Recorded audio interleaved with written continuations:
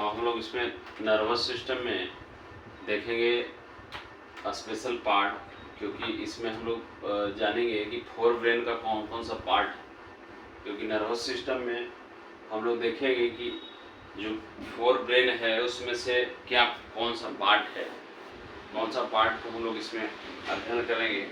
क्योंकि इसमें जानेंगे कि जनरली में इसमें जो हम लोग देखेंगे नर्वस सिस्टम में, तो फोर ब्रेन, मिड ब्रेन और हाइंड ब्रेन ये मेनली पार्ट है। तो इसमें से जो मेन पार्ट हम लोग को पढ़ना ये है कि जो चूँकि सबका जानते होंगे कि सबका स्पेशल पार्ट है। तो अगर हम एक ब्रेन के अंदर में जब डिसेक्शन करके हम लोग देखते हैं, तो जब हम ब्रेन के अंदर में डिसेक्शन करके देखते हैं तो जो हमारा ब्रेन का आप जब पार्ट देखिएगा, तो चूंकि ब्रेन के अंदर में CSF रहता है, तो इसके अंदर में किसी हम बताए होंगे कि ब्रेन के जितने भी वाइटल ऑर्गन है उस वाइटल ऑर्गन को उस कंसंट्रेशन में रखने के लिए, वो एटमॉस्फेयर में रखने के लिए उसका स्पेशल फ्लूइड होता है। जैसे कि आपका लंग्स के अंदर में तो प्लूरल फ्लूइड है।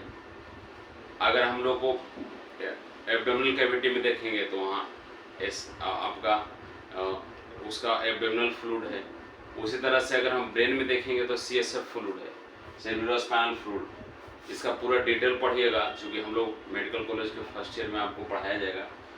यहाँ पे पढ़ना है कि CSF केवल पाया जाता है ब्रेन के अंदर में, क्योंकि हमारा जो स्कल है उसके अंदर में जो वाइटल ऑर्गन हमारा ब्रेन है, उस ब्रेन को कंसंट्रेशन उसका इन्वायरमेंट मेंटेन करने के लिए फ्लूइड है, उसको हम CSF फ्लूइड बोले। लेकिन आपको मेडिकल कॉलेज में भी पढ़ाया जाएगा ये CSF किस एरिया में, कौन सा सेंटर है जहाँ से ये CSF बनता है, ये भी आपको बताया जाएगा। तो देखिए, अगर हम लोग ब्रेन का डिसेक्शन करके देखते हैं तो ये पार्ट जो होता है, इस ब्रेन के इस पार्ट को हम लोग बोलते हैं लेटरल वेंट्रिकल।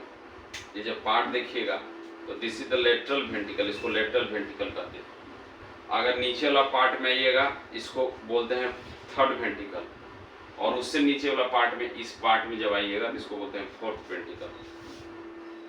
और ये भी हम लोग जानेंगे कि जो हमारा लेटरल वेंट्रिकल है, थर्ड वेंट्रिकल को ही फोर्थ ब्रेन बोलते हैं। ये जो हमारा जो लेटरल वेंट्रिकल है, फोर्थ ब्रेन को ही जनरली में फोर्थ ब्रेन बोला जाता है, इसको भी याद रखना है। और हमारा जो फोर्थ वेंट्रिकल है उसको हैंड ब्रेन बोलते हैं। This is the fourth ventricle, ये फोर्थ वेंट्रिकल है, ये देख रहे हैं लेटरल वेंट्रिकल है, ये थर्ड वेंट्रिकल है, ये फोर्थ वेंट्रिकल का मतलब होता है बॉक्स जहाँ पे कुछ रख सकते हैं।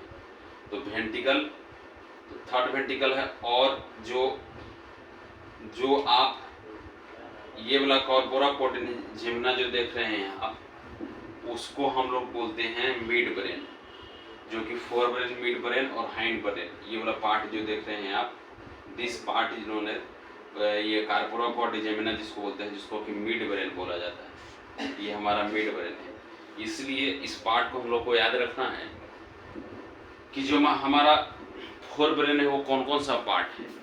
तो हम जब फोर ब्रेन को देखेंगे तो हमारा जो लेटरल वेंट्रिकल है और थर्ड वेंट्रिकल को फोर ब्रेन बोलते हैं। और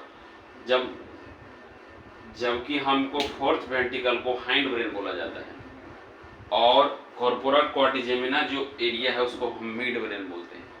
तो पहला इस पार्ट को हम लोग जानेंगे कि जो हमारा ब्रेन का एरिया है वो कौन कौन सा पार्ट है। क्योंकि फोर ब्रेन के अंदर में लेटरल वेंट्रिकल हो गया, थर्ड वेंट्रिकल, हाइंड ब्रेन के अंदर में फोर्थ वेंट्रिकल, कॉर्पोरा कॉर्टिजिमिना के अंदर में मिड ब्रेन आता है। तो इस चीज़ को भी जानना जरूरी है। अब हम लोग देखते हैं इसका, ये जो यहाँ पे एरिया है उसको बोलते हैं मेडियन फिशर। ये थोड़ा सा एनाटॉमिकल चीज़ है, लेकिन बस याद रखिए, कभी कभी क्वेश्चन पूछ दिया जाता है इससे। तो इसको बोलते हैं मेडियन फिशर। और ये जो पार्ट है इसको बोलते हैं सेरेब्रल कॉर्टेक्स। यहीं पे इसी एरिया में आपको बताएंगे, ये ग्रे मैटर है, जो कि ये बहुत ही, जब हम लोग मेडिकल में इमरजेंसी ड्यूटी करते थे, तो जब रोड ट्रैफिक एक्सीडेंट, RTA बोलते हैं इसको, रोड ट्रैफिक एक्सीडेंट RTA, ये सब में वाइट मैटर, ग्रे मैटर इतना ज़्यादा इम्पोर्टेंट चीज़ है कि जब एक्सीडेंट के केस में ये सब इस सब का बहुत बड़ा केस आता है जहाँ पे वाइट मैटर और ग्रे मैटर इंजर्ड करता है, तो उस कंडीशन में हम लोग को हो जाता है कि ये पेशेंट ज़्यादा सर्वाइव नहीं कर पाएगा। तो सेरिब्रल कॉर्टेक्स जिसको बोलते हैं, जो फॉर्मेशन ग्रे मैटर का करता है, सेरिब्रल मेडुला जो कि वाइट मैटर का फॉर्मेशन करता है, और इसको कैविटी बोलते हैं, जिसको कि वेंटिकल ऑफ ब्रेन भी बोला जाता है, जिसमें देख रहे हैं ये आपका लेटरल वेंटिकल, थर्ड वेंटिकल, फोर्थ वेंटिकल, तो ये वाला एरिया को हम लोग वेंटिकल या कैविटी बताए थे, अभी बॉक्स या कैविटी बोल सकते हैं। और यही एरिया जो सबसे इनर एरिया रहता है, दिस एरिया को में पाया जाता है सेरिबेलम, इसलिए कभी भी बोला जाता है, आप देखे होंगे नाना पाटेकर का डायलॉग में बोलता है कि पीछे ब्रेन पे नहीं मारो, छोटा ब्रेन होता है, दिस इज द छोटा brain but work is a high big. तो इस सेरिबेलम है जो कि बहुत ही सेंसिटिव एरिया है, और जब इसमें इंजरी हो जाता है तो हम लोग प्राय देखते हैं कि पेशेंट सर्वाइव बहुत कम कर पाता है।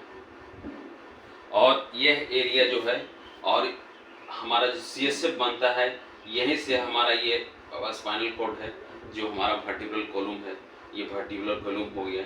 और ये जो रास्ता है जिसको कि एक्वाडक्ट ऑफ सेल्वियस भी बोलते हैं, तो हमारा ब्रेन का जो पार्ट हो गया। आप जब ब्रेन को डिसेक्शन करके, जब ऐसे इस तरह से डिसेक्शन करके हम लोग देखते हैं, तो जब मतलब जब इंटरनल पार्ट से देखते हैं, मतलब इंटीरियर से देखेंगे, तो आपको देखने पर ऐसा ही लगेगा आपको। ये हो गया आपका lateral ventricle, third ventricle, fourth ventricle, और इस साइड में देखिए सेरेब्रल कॉर्टेक्स जो कि ग्रे मैटर है, वो आउटर होता है सेरेब्रल कॉर्टेक्स, जो और सेरेब्रल मेडुला होता है जो कि बीच में, जो कि वाइट मैटर होता है, और ये तो कैविटी ही हुआ।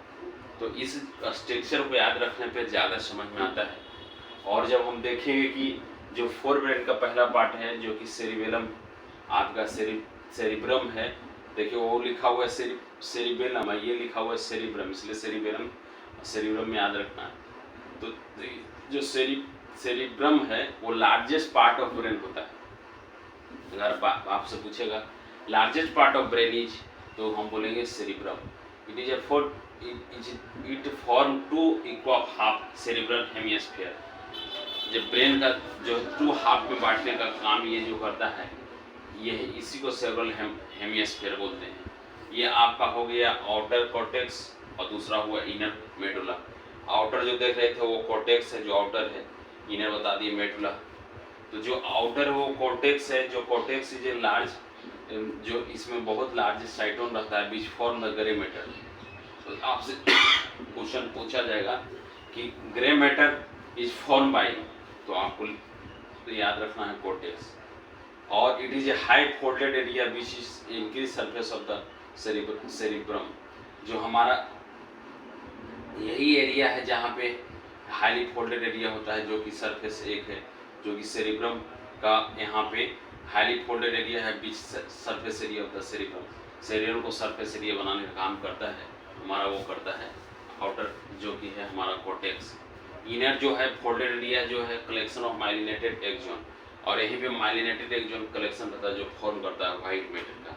इसलिए क्वेश्चन आपको जो मेडुला के लिए होगा वो वाइट मैटर होगा, जबकि आपका कॉर्टेक्स के लिए होगा वो ग्रे मैटर होगा। इसलिए इस बात को याद रखना है कि मेडुला जो है वो वाइट मैटर के लिए है और कॉर्टेक्स जो है ग्रे मैटर के लिए है। इसलिए इस बात को हम लोग को याद रखना है।